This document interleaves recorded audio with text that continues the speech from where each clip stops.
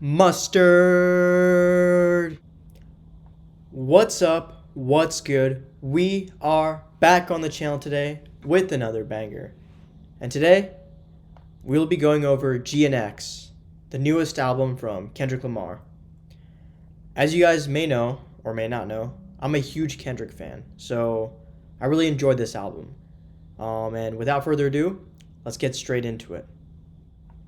Alright, before I get into the artist's ability, I'll just give a brief overview of GNX. GNX is the sixth studio album by Kendrick Lamar. You guys probably already know, but it came out a couple months ago this year, and let's delve right into the artist's ability. So, from an artist's ability standpoint, this album is elite. I really like the lyricism, obviously, because it's a Kendrick project. It's going to be great lyricism.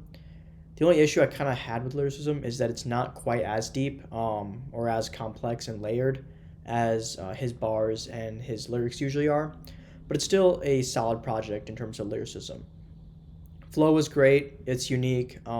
It wasn't really like the same in each song. Then you get into production. The production was heavenly. It was amazing. It really felt like a West Coast rap album with producers such as like Mustard, and it was very enjoyable in terms of its production. So from like an artist ability standpoint, this album is just elite. Next, onto the album quality. From an album quality standpoint, this album is also elite. There's no skips.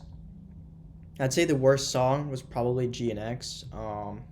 Still a good song and solid song. It's just it wasn't amazing like all the other ones.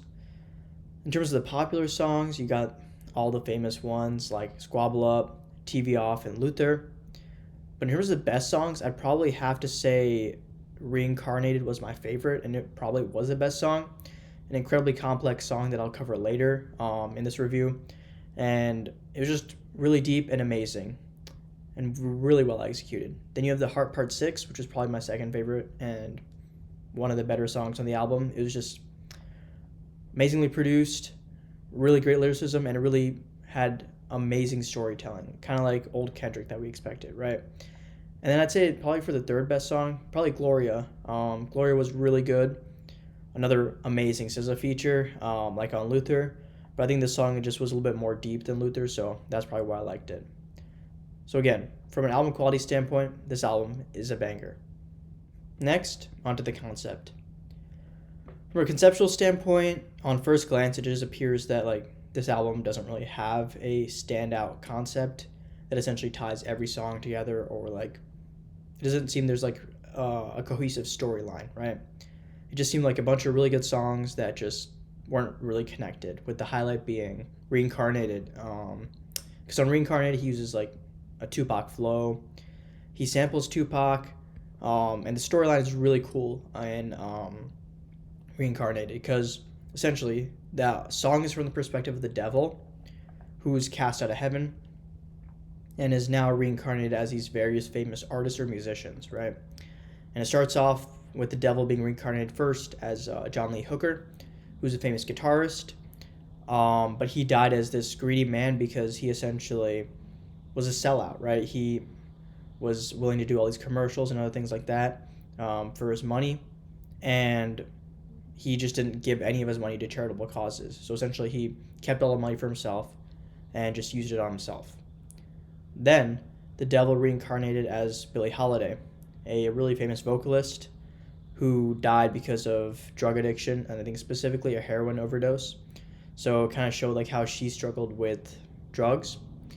But finally, the devil reincarnated in the third verse as Kendrick Lamar, and that's who the devil is right now. But the devil realized the error of his ways, and he begins this dialogue with God in that third verse. Or I guess like the Father, as Kendrick calls him. And he finally decides to use his power for good. And I really, really enjoyed this song because like it was incredibly layered, incredibly complex, and he just did really good storytelling with it, in all honesty. Just a banger of a song, right? So that was my thoughts. I was like, all right, it's going to be like a good album with no underlying concept, right? But then part of me was like, it's Kendrick Lamar, right? I feel like there's not been a single one of his studio albums that has not had an attached concept to it. other than maybe like Section 80. But everything else after that has had some type of concept or some type of storyline, right? So I did some digging, right? And I searched it up on the internet, and I found this theory that was on Reddit. And I was wondering about it. So I digged even deeper, and I feel like it's actually a valid like concept, at least theoretically, right? So I'll give you guys the idea or like the concept that was suggested on that Reddit post, and I guess you can decide for yourself if you think it's a valid concept that ties this album together, or if it's like a reach. It's up to you guys, but I'll just give you the theory, right? So on to the potential concept. Essentially, everyone really just like thinks that Kendrick isn't like attached, or he like doesn't ingrain himself into pop culture or like social media, right? Essentially, they think he's like not as in touch with society. But the thing is, Kendrick is very in touch with pop culture, internet culture, social media, society, things like that, right? So now that brings us to Kendrick's burner Instagram account, which goes by the name of Jojo Ruski. And it used to be his burner until he made it public. So like everyone now knows that's his burner account. But yeah, essentially that account is where he posts a lot. You know, he posts a lot of his like stuff onto that account, his daily life, things like that.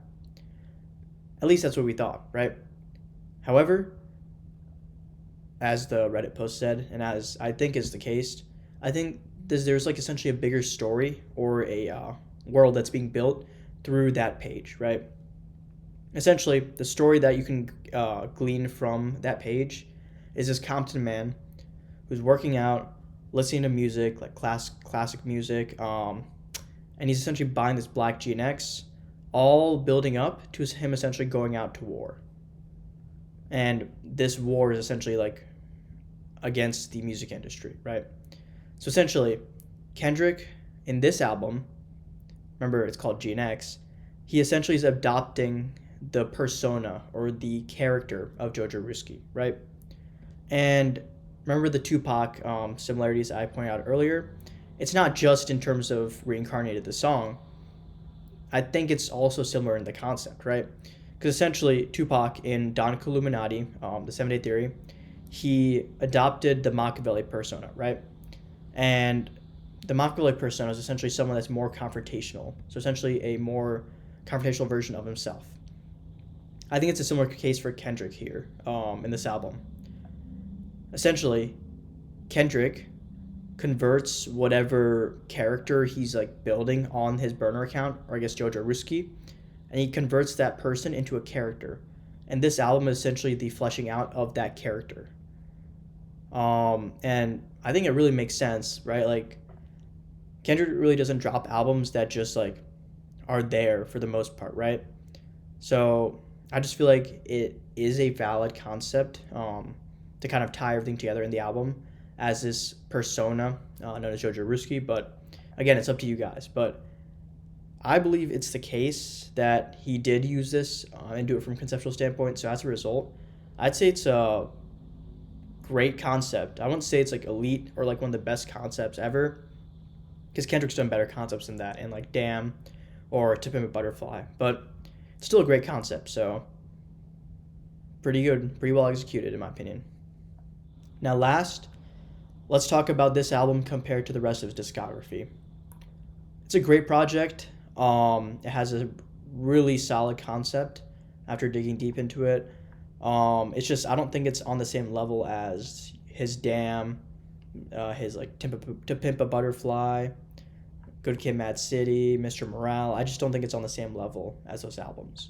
It's definitely better than Section 80, so I'd say it's probably his second worst album, or his fifth best, if you want to look at it that way. It's still a very good project, and I'm glad he dropped it.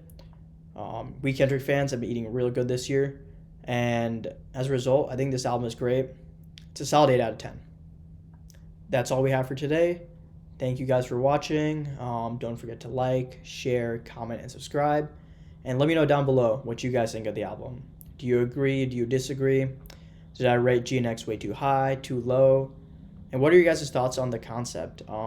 I found it really interesting to try and dig deep into that. And I don't know. I think it's a valid idea and theory for the concept. But again, let me know what you guys think down below in the comment section. And again, so long and until next time.